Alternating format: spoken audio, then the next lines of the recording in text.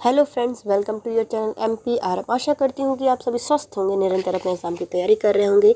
हम पढ़ रहे थे घटना चक्र पूर्व अवलोकन से भारतीय आधुनिक इतिहास, जिसमें हमने बहुत सारे टॉपिक कंप्लीट किए थे। आज हम पढ़ने वाले हैं संविधान सभा 1946। तो चलिए फ्रेंड्स, स्टार्ट करते हैं। यदि आप हमारे चैनल पर नए हैं, अभी तक चैनल सब्सक्राइब नहीं किया है, तो प्लीज़ फ्रेंड्स, यदि आपको वीडियो थोड़ा सा भी यूज़फुल लगता है तो वीडियो को लाइक कीजिए, कमेंट कीजिए, चैनल को सब्सक्राइब कीजिए और अपने प्यारे प्यारे फ्रेंड्स के साथ शेयर कीजिए। टॉपिक है आज का हमारा संविधान सभा 1946। संविधान सभा के सिद्धांत का सर्वप्रथम दर्शन 1895 ईस्वी के स्वराज विधेयक में मिलता है। तो संविधान सभा बनी क्यों है, तो किसी ने तो पहले बात की होगी। तो इसका जो सिद्धांत है सबसे पहले कब आया था, तो 1895 में आया था। 1895 में आया था, स्वराज विधेयक में आया था। स्वराज विधेयक में सबसे पहले बोला था भैया संविधान सभा का निर्माण तो होना चाहिए, जिसे तिलक के निर्देश में तैयार किया गया था। भैया उन्होंने तिलक लगाया, बाल गंगाधर तिलक ने, और बोला कि चलो भैया ये स्वराज विधेयक है, 1895 में आया है, संविधान सभा इसमें बननी चाहिए। किसने बोला है? तिलक के निर्देशन में ही आया था। 20वीं शताब्दी में इस विचार की ओर सर्वप्रथम संकेत महात्मा गांधी जी ने किया था। ये तो 18वीं शताब्दी मतलब 19वीं शताब्दी की बात हो गई, लेकिन जब 20वीं सदी आई तो जो हमारे महात्मा गांधी जी हैं उनको भी समझ में आया कि तिलक जी सही बोल रहे थे। तो क्या करना चाहिए, हमें भी संविधान सभा बनानी चाहिए। जब इन्होंने 1922 में अपने विचार व्यक्त करते हुए कहा था कि भारतीय संविधान भारतीयों की इच्छा अनुसार होना चाहिए, तो जब ये तिलक को पढ़ रहे थे, इन्होंने तिलक जी को समझा और बोला कि हाँ, तिलक ने भी ऐसी कोई बात कही थी संविधान से रिलेटेड। तो महात्मा गांधी जी ने 1922 में क्या कहा है कि भारत का संविधान भारतीयों की इच्छा अनुसार ही होना चाहिए। वर्ष 1924 में मोतीलाल नेहरू ने ब्रिटिश सरकार के सम्मुख संविधान सभा के निर्माण की मांग प्रस्तुत की। तो मोतीलाल नेहरू जी को ये बात बताई, किसने? महात्मा गांधी जी ने, कि भैया भारतीयों का संविधान कैसा होना चाहिए? भारतीयों की इच्छा के अनुसार होना चाहिए। मोतीलाल नेहरू जी ने बस 2 साल बाद 1924 में गए कहाँ पर? ब्रिटिश सरकार के पास। इन्होंने बोला कि भैया हम चाहते हैं कि संविधान हमारे अकॉर्डिंग बने, इसलिए हमें क्या बनानी चाहिए? संविधान सभा बनाने की अनुमति दें। इसके बाद औपचारिक रूप से संविधान सभा के विचार का प्रतिपादन M.N. रॉय ने प्रस्तुत किया था। तो भैया इसका सबसे अच्छा जो औपचारिक तरीके से विचार किसने दिया है, तो M.N. रॉय के द्वारा दिया गया है। इस विचार को मूर्त रूप देने वाले जवाहरलाल नेहरू हैं। तो इसको मूर्ति बनाने वाले या मूर्त रूप देने वाले कौन हैं? जवाहरलाल नेहरू हैं। इसके बाद दिसंबर 1936 में कांग्रेस के फैजपुर अधिवेशन में संविधान सभा का अर्थ, महत्व की व्याख्या की गई है और कैबिनेट मिशन प्लान के अंतर्गत संविधान सभा के गठन किया गया था। तो देखो, अभी तक हमने देखा संविधान सभा। तो सबसे पहले तो संविधान सभा का शब्द का प्रयोग कब किया गया है, तो ये सबसे पहले किसने किया था? बाल गंगाधर तिलक ने। कब? 1895 में किया था, है ना, 1895 में किया था। और किस में किया था? तो इनका जो स्वराज विधेयक था, इसमें सबसे पहले इन्होंने इस शब्द को दिया था, संविधान सभा को तिलक के द्वारा दिया गया था। फिर 1922 में गांधी जी आए। इन्होंने बोला किनसे? मोतीलाल नेहरू जी से, कि भैया भारत का संविधान भारतीयों के अनुसार होना चाहिए, इच्छा के अनुसार, जैसे भारतीय चाहें वैसा बना रहे संविधान। मोती जी ने बोला कि हाँ गांधी जी, आप बोल तो सच रहे हो, चलो तो हम इसकी बात करते हैं ब्रिटिश सरकार से। तो 2 साल बाद 1924 में इन्होंने ब्रिटिश सरकार से बोला कि हम क्या चाहते हैं, संविधान निर्माण करना चाहते हैं, तो प्लीज़ आप हमें इसकी अनुमति दे दीजिए। अब इन्होंने अनुमति दी नहीं दी वो बात की बात है, लेकिन इसको औपचारिक रूप से किसने अच्छे से बोला या प्रस्तुत किया है, तो M.N. रॉय के द्वारा इसको अच्छे से प्रस्तुत किया गया है। इसको मूर्त रूप जवाहरलाल नेहरू जी के द्वारा दिया गया है। और जो 1936 का फैजपुर अधिवेशन था, उसमें सबसे पहले संविधान सभा को समझाया गया है कि संविधान क्या होती है, संविधान सभा क्या अर्थ है इसका, और क्या क्यों बनानी चाहिए संविधान सभा। सब चाह रहे हैं संविधान सभा बने, लेकिन महत्व क्या है, तो ये इसको समझाया गया है 1936 के फैजपुर अधिवेशन में। फिर कैबिनेट मिशन आया। इनने बोला कि हाँ भैया संविधान सभा का गठन होगा। भारत में कैबिनेट मिशन 24 मार्च 1946 को दिल्ली में आया था। कब आया है? 24 मार्च 1946 को दिल्ली आया। मिशन की घोषणा के समय इसके अध्यक्ष पैथिक लॉरेंस ने इसे स्पष्ट किया था। इस मिशन का उद्देश्य स्वतंत्र भारत का संविधान तैयार करने के लिए शीघ्र ही एक कार्य प्रणाली तैयार करना थी और अंतिम सरकार के लिए आवश्यक प्रबंधन करना था। तो जो कैबिनेट मिशन आया था, कब आया है? 24 मार्च 1946 को आया है, दिल्ली में पहुंचा। इन्होंने कुछ जब घोषणा की तो उनके सदस्य या अध्यक्ष कौन थे? तो 3 सदस्य थे, पैथिक लॉरेंस, स्टैफोर्ड क्रिप्स और अलेक्जेंडर अध्यक्ष कौन है? पैट्रिक लॉरेंस है। इन मिशन का उद्देश्य क्या था? इसका उद्देश्य है कि जो भारत है, स्वतंत्र भारत का संविधान तैयार करने के लिए एक कार्य प्रणाली तैयार की जाए, अंतिम सरकार के लिए आवश्यक प्रावधान भी किए जाएं। कैबिनेट मिशन योजना के तहत यह व्यवस्था की गई थी कि संविधान सभा के निर्माण के लिए प्रत्येक प्रांत को 10 लाख लोगों के लिए एक प्रतिनिधि के अनुपात में जनसंख्या के सांप्रदायिक आधार पर स्थान दिए जाएंगे। कैबिनेट मिशन योजना आई, इसमें सदस्य चुने जाने हैं, प्रतिनिधि चुने जाएंगे ना। तो कैसे चुने जाएंगे? वो संविधान सभा के निर्माण में जो सदस्यों की नियुक्ति होगी वह प्रत्येक प्रांत को 10 लाख लोगों में बांटा जाएगा। उनसे एक प्रतिनिधि के अनुपात में जनसंख्या को सांप्रदायिक आधार पर स्थान दिया जाएगा। मतदाताओं के केवल 3 वर्ग माने जाएंगे, पहला आम, मुस्लिम और सिख। तो भैया से महिला बच्चों का कोई ऐसा अलग से क्राइटेरिया नहीं दिया गया था, बल्कि 3 वर्गों में बांटा गया था मतदाताओं को, हिंदू, मुस्लिम, मतलब एक पहला आम था जो कि सभी आते हैं इसमें, फिर मुस्लिम और सिख। केवल पंजाब में सिख थे। सिख कहाँ पे थे? सिर्फ पंजाब में, क्योंकि पंजाब में ही है। अभी भी ज़्यादातर सिख कहाँ मिलते हैं? पंजाब में मिलते हैं। कैबिनेट मिशन योजना के अनुसार जुलाई 1946 में संविधान सभा के चुनाव हुए। कब हुए हैं? जुलाई 1946 में। 24 मार्च को आया था 1946 में। जुलाई में यार चुनाव भी करवा दिया। हम लोगों के यहाँ तो 1-1 साल चलते हैं चुनाव, इनने तो करवा दिए और हो भी गए। जुलाई 1946 को संविधान सभा के चुनाव हुए हैं। संविधान सभा के प्रांतों के लिए 296 सदस्यों में से चुनाव हुए थे। जो प्रांत थे इनमें कितने में से चुनाव हुए थे? 296 सदस्यों के लिए चुनाव हुए थे। 296 सदस्यों के लिए चुनाव हुए। कांग्रेस के 208 थे। कांग्रेस के कितने थे? 108 की मार नहीं फेरी ने, 208 की फेरी, इसलिए बेचारी जीत गई। तो 208 सदस्य कांग्रेस के। मुस्लिम लीग के हैं सिर्फ 73, 73। साथ दिया सिर्फ 3 लोगों ने। मुस्लिम लीग का साथ किसने दिया था? सिर्फ 3 लोगों ने दिया था, 7-3। 15 अन्य दल से आए थे और स्वतंत्र उम्मीदवारों के रूप में निर्वाचित हुए थे। तो कुल सदस्य कितने थे? 296। इनमें से जो 208 आते हैं कांग्रेस के, 7-3 आते हैं मुस्लिम लीग के, और जो बचे हुए 15 आते हैं वह या फिर स्वतंत्र उम्मीदवार थे या फिर अन्य दलों से आते हैं। मोहम्मद अली जिन्ना भारत के संविधान सभा के सदस्य नहीं थे, मतलब इन्होंने पार्टिसिपेट ही नहीं किया। क्यों? क्योंकि गांधी जी ने भी संविधान सभा के सदस्य नहीं थे, गांधी जी भी नहीं थे। तो मुस्लिम में जो मोहम्मद अली जिन्ना थे उन्होंने बोला कि हम भी भैया नहीं होंगे शामिल, तो ये भी संविधान सभा के सदस्य नहीं थे। संविधान सभा का प्रथम अधिवेशन 9 दिसंबर 1946 को हुआ। कब हुआ था? इतने सारे सदस्य आए हैं, हर दिशा से आए हैं, 9 दिशाओं से आए हैं। 1946 में 9 दिसंबर 1946 को पहला अधिवेशन हुआ। इसमें अस्थायी अध्यक्ष डॉक्टर सच्चिदानंद सिन्हा चुने गए थे। फिर 11 दिसंबर 1946 को संविधान सभा की दूसरी बैठक हुई दिल्ली में ही, और जब राजेंद्र प्रसाद को स्थायी अध्यक्ष निर्वाचित किया गया है। देखो पहले आते हैं हमारी पहली सभा, कोई सदस्य था नहीं, किसको चुनेंगे? तो कोई भी निर्वाचित भी नहीं बल्कि चुना गया है ना। अध्यक्ष बनाए गए हैं अस्थायी अध्यक्ष कौन? सच्चिदानंद सिन्हा। फिर 11 दिसंबर 1946 को दूसरी बैठक हुई जिसमें राजेंद्र प्रसाद को स्थायी अध्यक्ष बनाया गया, वो भी कैसे? निर्वाचित करके। भारत के संविधान को 26 नवंबर 1949 को अंगीकृत किया गया था, मतलब इसको अपना एक अंग बना दिया भारत के संविधान को। कब? 26 नवंबर 1939 को अंगीकृत किया गया है भारत का संविधान। अपने गठन के समय संविधान सभा प्रमुख नहीं थी। जब इसका गठन किया गया था, अपने गठन के समय संविधान सभा क्या नहीं थी? संप्रभु नहीं थी। 14 अगस्त 1947 को मध्य रात्रि 15 अगस्त को संविधान सभा भारतीय अधिराज्य के रूप में संप्रभु संविधान सभा घोषित की गई थी। तो जब भारत आज़ाद हुआ, कब? 14 अगस्त 1947 को मध्य रात्रि में, और 15 अगस्त माना जाता है भारत के लिए, उसको संविधान सभा भारतीय अधिराज्य के लिए संप्रभु संविधान सभा घोषित की गई थी। इसके पहले वह संप्रभु नहीं थी, उसके बाद क्या हो गई? इसको संप्रभु घोषित कर दिया गया। इस दिन इसके अध्यक्ष राजेंद्र प्रसाद थे। तो उस दिन इसके अध्यक्ष कौन थे? राजेंद्र प्रसाद थे।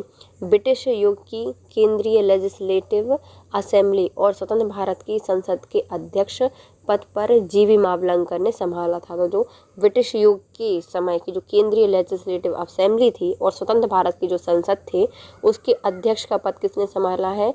गणेश वासुदेव मावलंकर जी के द्वारा। जीवी मावलंकर इनको कहा जाता है। ब्रिटिश युग में मावलंकर वर्ष 1946 से अगस्त 1947 तक केंद्रीय लेजिस्लेटिव असेंबली के अध्यक्ष रहे हैं। तो अब हम देखेंगे कि हमारे भारत का जब स्वतंत्र हो गया, भारत स्वतंत्र हो गया, आज़ाद हो गया, तो भारत की जो संसद थी उसके अध्यक्ष कौन बनाए गए हैं? जीवी मावलंकर जी को बनाया है। लेकिन इन्हें ऐसे कौन से पुण्य किए थे जो कि इनको मावलंकर जी को बना दिया गया अध्यक्ष? तो ये आते हैं 1946 में इनका इतिहास है ना, 1946 से 1947 तक, 14 अगस्त 1947 तक यह केंद्रीय लेजिस्लेटिव असेंबली है जो ब्रिटिश युग की थी, उसके ये अध्यक्ष रहे थे। भारत के स्वतंत्र होने के बाद लोकसभा के प्रथम अध्यक्ष भी इन्हीं को बना दिया गया कि भैया क्यों कहीं से ढूंढना, अध्यक्ष है उन्हीं को बस बदल दो, नाम चेंज कर दो। तो इन्हीं को ही लोकसभा के प्रथम अध्यक्ष के रूप में चुना गया है। वर्ष 1952 से 1956 तक ये रहे हैं। कब से रहे हैं? 1952 से 1956 तक भी ये रहे हैं लोकसभा के अध्यक्ष। वर्ष 1937 से 1946 तक मुंबई प्रांत में लेजिस्लेटिव असेंबली के अध्यक्ष भी रहे थे। मतलब इन्होंने बहुत काम किया है। 1937 से लेकर 1946 तक ये क्या रहे हैं? जो मुंबई प्रांत है उसके लेजिस्लेटिव असेंबली के भी अध्यक्ष रहे हैं। अब आते हैं हमारे संविधान सभा से रिलेटेड कुछ प्रश्नोत्तर जो कि अलग अलग क्वेश्चन या एग्जाम वगैरह में पूछे गए हैं। स्वतंत्र भारत के लिए संविधान की रचना हेतु संविधान सभा का विचार निम्नलिखित में से प्रस्तुत किया था। सबसे पहले प्रस्तुत कब किया गया था? 1936 में। कांग्रेस का 1936 का जो फैजपुर अधिवेशन में, वहाँ पर संविधान के निर्माण के लिए संविधान सभा का विचार सबसे पहले प्रस्तुत किया गया था कांग्रेस पार्टी 1936 में फैजपुर अधिवेशन में। संविधान के सिद्धांतों को सर्वप्रथम दिसंबर 1895 में स्वराज विधेयक के द्वारा प्रस्तुत किया गया था, जिसको तिलक ने निर्देशन इसका तिलक जी के द्वारा तैयार किया गया था। 20वीं शताब्दी में इस विचार की ओर सर्वप्रथम संकेत महात्मा गांधी जी ने किया था, जब इन्होंने वर्ष 1922 में अपने विचार व्यक्त करते हुए कहा था कि भारतीय संविधान भारतीयों की इच्छानुसार होगा। वर्ष 1924 में मोतीलाल नेहरू ने ब्रिटिश सरकार के सम्मुख संविधान निर्माण की मांग, जैसे संविधान सभा के निर्माण की मांग प्रस्तुत की। इसके बाद औपचारिक रूप से संविधान सभा के विचार का प्रतिपादन M.N. रॉय ने किया था। इस विचार को मूर्ति रूप देने वाले आते हैं हमारे पंडित जवाहरलाल नेहरू। इसके बाद दिसंबर 1936 में कांग्रेस का जो फैजपुर अधिवेशन है, वहाँ पर संविधान सभा के अर्थ और महत्व की व्याख्या की गई है। उल्लेखनीय है कि विकल्प में स्वराज पार्टी ने वर्ष 1934 में होता है। स्वराज पार्टी वर्ष 1934 में, यही विकल्प सत्य होता क्योंकि 1934 में रांची में गठित स्वराज पार्टी ने भी संविधान सभा के गठन की मांग सर्वप्रथम की थी। संविधान सभा जिसने भारतीय संविधान का निर्माण किया था, उसका गठन कैसे किया गया था? तो कैबिनेट मिशन का प्लान के अंतर्गत संविधान सभा का गठन किया गया था।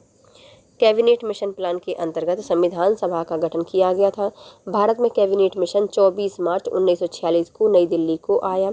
इसमें ब्रिटिश कैबिनेट के 3 मंत्री Lord Pethick Lawrence, Lord A.V. Alexander, sir Stafford Cripps सम्मिलित थे। मिशन की घोषणा के समय इसके अध्यक्ष सर पैथिक लॉरेंस ने यह स्पष्ट किया था कि इस मिशन का उद्देश्य स्वतंत्र भारत का संविधान तैयार करने के लिए शीघ्र ही कार्यप्रणाली तैयार करना होगा, अंतिम सरकार के लिए आवश्यक प्रावधान करना होगा। मिशन के प्रस्तावों के अनुसार संविधान सभा का गठन प्रांतीय विधानसभाओं तथा देशी रियासतों के प्रतिनिधियों के द्वारा किया जाना था। निम्नलिखित में से किस एक ने भारत के लिए संविधान सभा के गठन का विचार दिया है? तो ये कौन है? कैबिनेट मिशन योजना के द्वारा।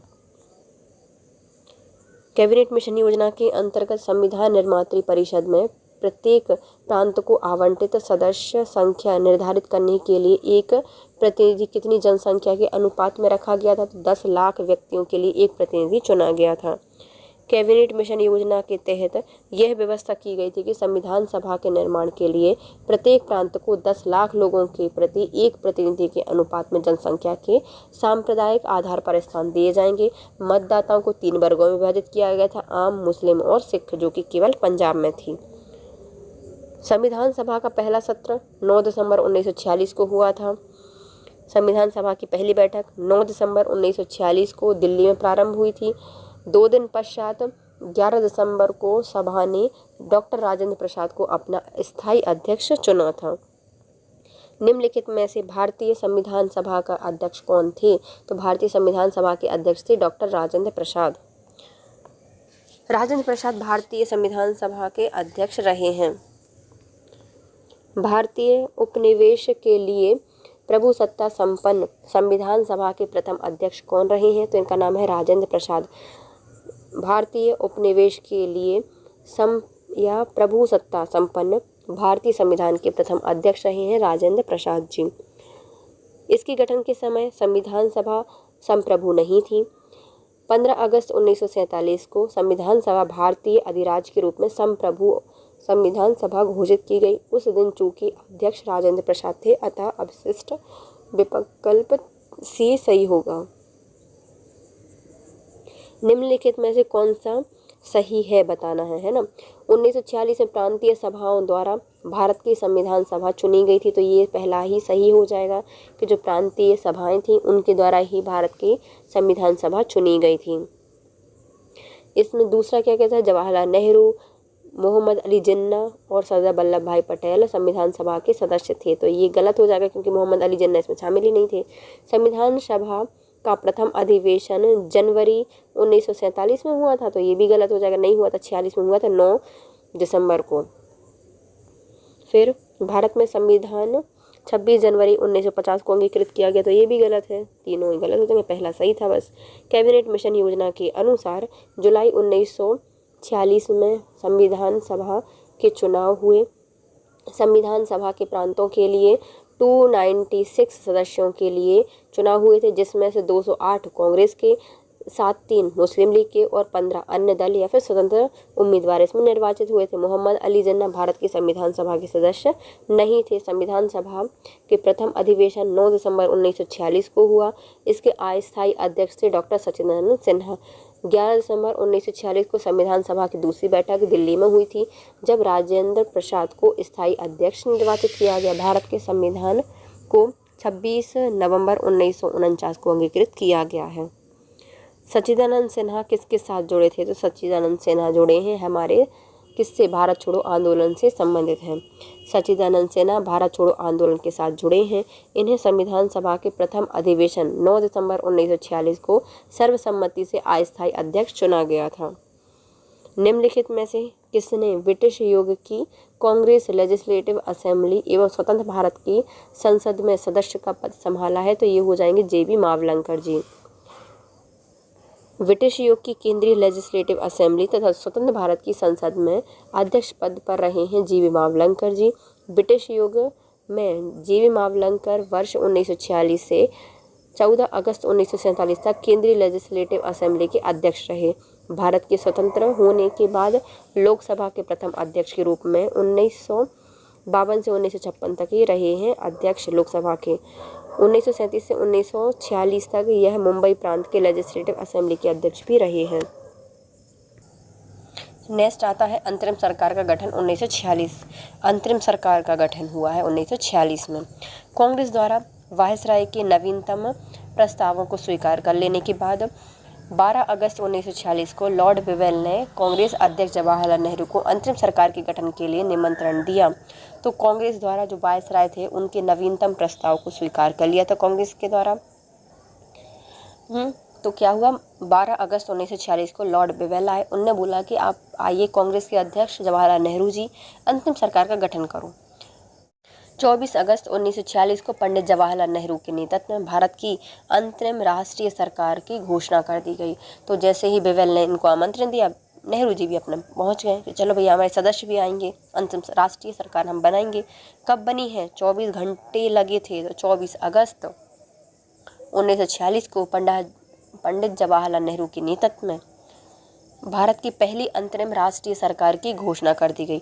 2 सितंबर 1946 को इसका गठन हुआ है भैया। तो कौन कौन 2 लोगों ने सितम उठाए हैं, कौन कौन? मुस्लिम लीग के कुछ सदस्य नहीं आए थे इसमें, मुस्लिम लीग इसमें भागीदारी नहीं हुई थी, शामिल ही नहीं हुई थी, तो भैया बहुत ज़्यादा सितम उठाए थे। 2 सितंबर 1946 को इसका गठन कर दिया गया, किसका? अंतरिम राष्ट्रीय सरकार का। प्रारंभ में मुस्लिम लीग नहीं आई, पहले तो नहीं आई, उन्होंने बोला कि हम नहीं आएंगे क्योंकि हमें पाकिस्तान नहीं दे रहा, हम क्यों आएंगे, तो उन्होंने मना कर दिया। लेकिन फिर डॉक्टर राजेंद्र प्रसाद वर्ष 1946 में बने भारत की अंतिम सरकार में खाद्य एवं कृषि मंत्री थे। तो राजेंद्र प्रसाद कौन थे? तो प्रसाद में क्या मिलता है? कुछ खाने के लिए मिलता है जो कि कृषि से आता है, तो खाद्य मंत्री और कृषि मंत्री थे अंतिम सरकार में। इस सरकार में रक्षा विभाग बलदेव सिंह के पास था, रक्षा हम बल से करेंगे, बलदेव सिंह के पास क्या है? रक्षा विभाग है। जबकि विदेश मंत्रालय या विदेश मामले जो हैं, राष्ट्रमंडल संबंध हैं, वह जवाहरलाल नेहरू से थे, क्योंकि अध्यक्ष भी ये थे, तो विदेश मामले भी होंगे और जो राष्ट्रमंडल के मामले थे वो भी किनके साथ दिए गए हैं? जवाहरलाल नेहरू जी को दिए गए हैं, दोनों साथ में चले गए। वर्ष 1946 को अंतिम सरकार में अशरफ अली रेल एवं परिवहन मंत्री थे भैया। रेल कैसे चलेगी जब पूरी पटरी साफ होगी, तो अशरफ अली बनाए गए हैं, रेल एवं परिवहन विभाग सौंपा गया। वर्ष 1946 में लॉर्ड बिवेल ने बहुत कहने सुनने पर लीग अंतिम सरकार में शामिल होने के लिए राजी हो गई। बिवेल ने बोला कि भैया पाकिस्तान तो नहीं मिलने वाला तुम्हें, चाहे तुम रो गाओ, अंतिम सरकार में शामिल हो या नहीं हो, यदि तुम इसमें शामिल नहीं हो तो पद भी चले जाएंगे। तो मुस्लिम लीग को समझाया, किसने? लॉर्ड बिवेल ने। तो मुस्लिम लीग भी बोला कि हाँ हमें कुछ पद तो दे दो, हम शामिल हो रहे हैं। अक्टूबर 1946 को मुस्लिम लीग के 5 सदस्य सरकार में शामिल हो गए। 5 ने भैया जो हंगामा किया है तो वो देखेंगे हम आगे। अक्टूबर 1946 को लीग के 5 सदस्य का जो सरकार है, अंतिम सरकार है, उसमें शामिल हो गई।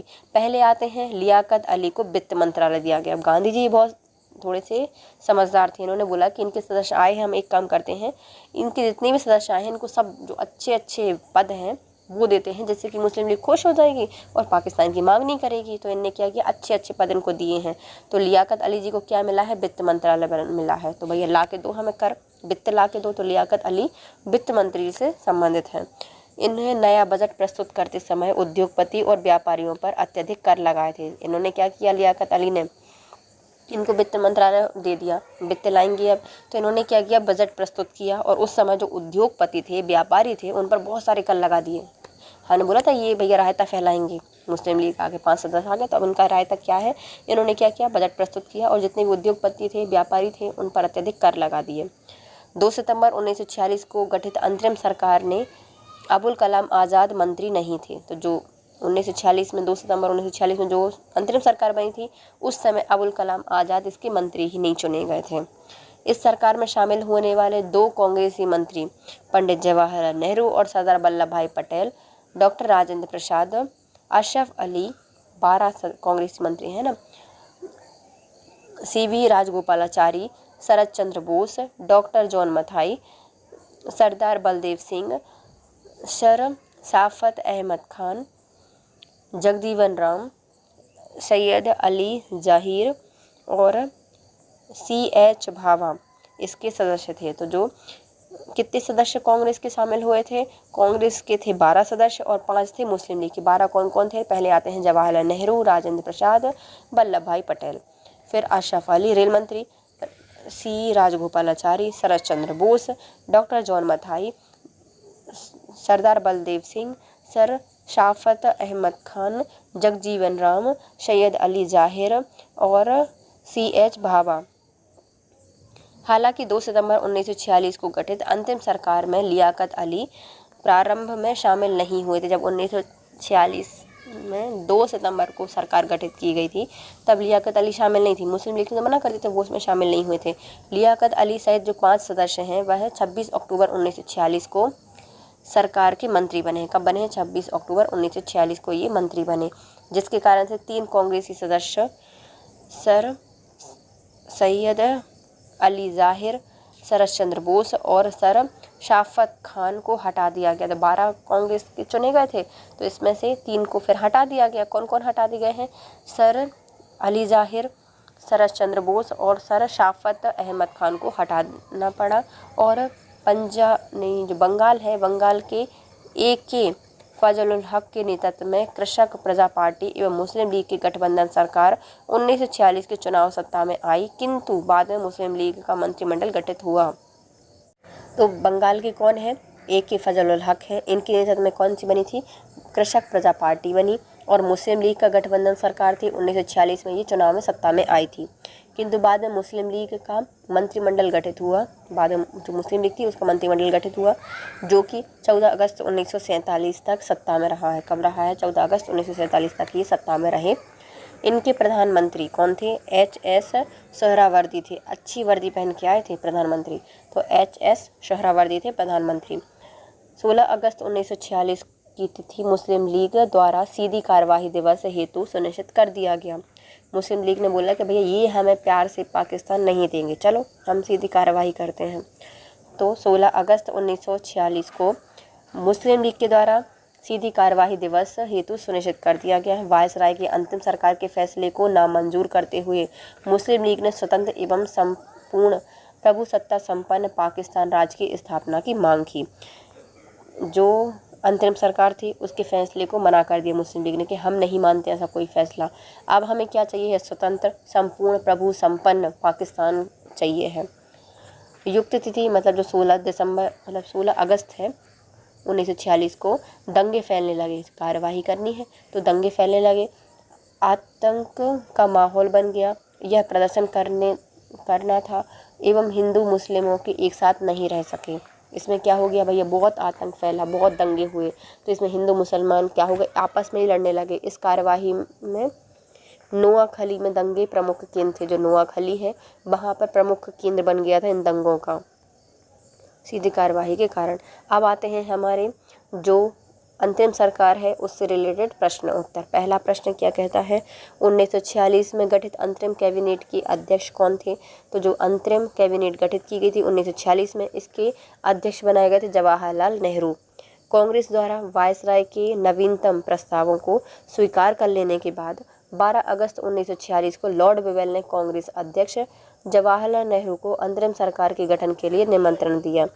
24 अगस्त 1946 को पंडित जवाहरलाल नेहरू के नेतृत्व में भारत की पहली अंतरिम राष्ट्रीय सरकार का गठन किया गया। 2 सितंबर 1946 को इसका गठन हुआ। प्रारंभ में मुस्लिम लीग इसमें भागीदारी नहीं थी।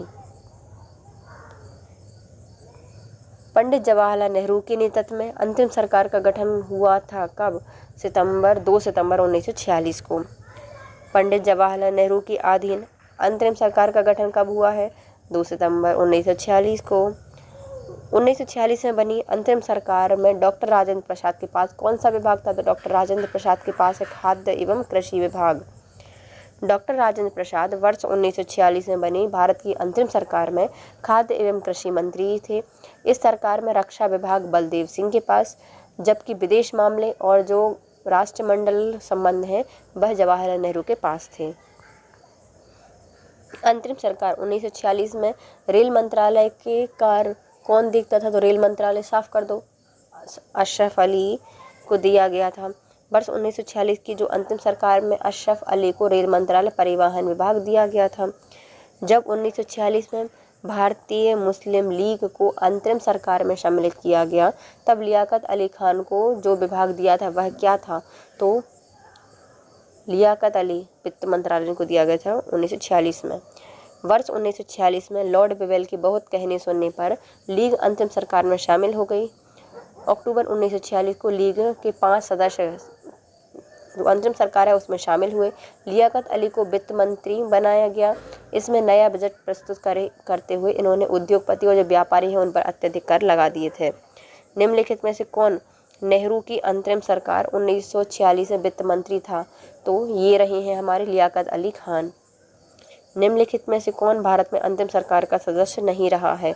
तो बलदेव सिंह थे, जवाहरलाल नेहरू थे, अली ज़ाहिर थे, ये मुस्लिम लीग के आए थे, है ना, और भीमराव अम्बेडकर इसमें शामिल नहीं हुए थे। 2 सितंबर 1946 को पंडित जवाहरलाल नेहरू के नेतृत्व में अंतिम सरकार की स्थापना की गई। कैबिनेट मिशन योजना के तहत अंतिम सरकार की घोषणा 24 अगस्त 1946 को हुई थी। लीग के अंतरिम सरकार में शामिल होने के बाद इसमें पंडित जवाहरलाल नेहरू, सरदार वल्लभ भाई पटेल, राजेंद्र प्रसाद, अशरफ अली, जॉन मथाई, जगजीवन राम, सरदार बलदेव सिंह, गजनफर अली खान, लियाकत अली, अब्दुल रब निस्तार, इब्राहिम इस्माइल चुंदीगर, श्री राजगोपालाचारी, डॉक्टर C.H. भाभा इसमें शामिल थे। इसमें विधि मंत्री नामित किया गया था जोगेंद्र नाथ को। भैया जोग मत करो, विधि बताओ। जोगी साहब जोग मत करो, विधि बताओ। तो विधि मंत्री कौन बनाए गए हैं? जोगेंद्र नाथ बनाए गए हैं। इसमें 5 सदस्य कांग्रेस के सदस्य शरद चंद्र बोस, सफ़ात अहमद खान, सैयद अली ज़ाहिर के स्थान पर शामिल किए गए थे। इसमें भीमराव अंबेडकर जी शामिल नहीं थे। निम्नलिखित में से कौन 2 सितंबर 1946 में गठित अंतरिम सरकार के मंत्री नहीं थे? तो ये हो जाएंगे हमारे लियाकत अली नहीं थे इसमें, और अबुल कलाम आज़ाद भी इसमें शामिल नहीं थे। 2 आंसर होंगे इसके। 2 सितंबर 1946 को गठित अंतरिम सरकार में अबुल कलाम आज़ाद मंत्री नहीं थे। इस सरकार में शामिल होने वाले 12 कांग्रेसी मंत्री थे पंडित जवाहरलाल नेहरू, सरदार वल्लभ भाई पटेल, राजेंद्र प्रसाद, अरुणा असफ अली, राजगोपालाचारी, शरद चंद्र बोस, डॉक्टर जॉन मथाई, सरदार बलदेव सिंह, सर शफ़क़त अहमद खान, जगजीवन राम, सैयद अली ज़ाहिर, C.S. भाभा। हालांकि 2 सितंबर 1946 को गठित अंतरिम सरकार में लियाकत अली प्रारंभ में शामिल नहीं थे। लियाकत अली सहित 5 सदस्यों को 26 अक्टूबर 1946 को सरकार में मंत्री बनाया गया। इसके कारण 3 कांग्रेसी सदस्य सैयद अली ज़ाहिर, शरद चंद्र बोस और सर शफ़क़त अहमद खां को हटना पड़ा। 1946 के चुनाव के पश्चात मुस्लिम लीग ने किस प्रांत में अपनी सरकार बनाई थी? तो ये बनाई थी बंगाल में, अपने बंगले पे। बंगाल में A.K. फजल हक के नेतृत्व में कृषक प्रजा पार्टी और मुस्लिम लीग का गठबंधन सरकार वर्ष 1946 के चुनाव में सत्ता में आई, किंतु बाद में मुस्लिम लीग का मंत्रिमंडल गठित किया गया और 14 अगस्त 1946 को सत्ता में रहा। प्रधानमंत्री कौन बने थे? H.S. सोहरावर्दी इसके प्रधानमंत्री बनाए गए थे। निम्नलिखित में से कौन सी तिथि मुस्लिम लीग ने सीधी कार्यवाही दिवस के लिए सुनिश्चित किया था? तो ये है 16 अगस्त 1946 को। 16 अगस्त 1946 की तिथि मुस्लिम लीग द्वारा सीधी कार्यवाही दिवस सुनिश्चित किया गया है। वायसरॉय के अंतरिम सरकार के फैसले को नामंजूर करते हुए मुस्लिम लीग ने स्वतंत्र एवं संपूर्ण प्रभुता संपन्न पाकिस्तान राज्य की स्थापना की मांग की। उक्त तिथि को दंगे फैलना और आतंक का माहौल बनना स्टार्ट हो गया। हिंदू एवं मुसलमानों एक साथ नहीं रह सके और इस कार्यवाही का सबसे ज़्यादा प्रमुख केंद्र था नोआखली। इसके साथ हमारा वीडियो होता है complete friends. If you like my video please share, subscribe and comment. Thank you so much guys, have a nice day.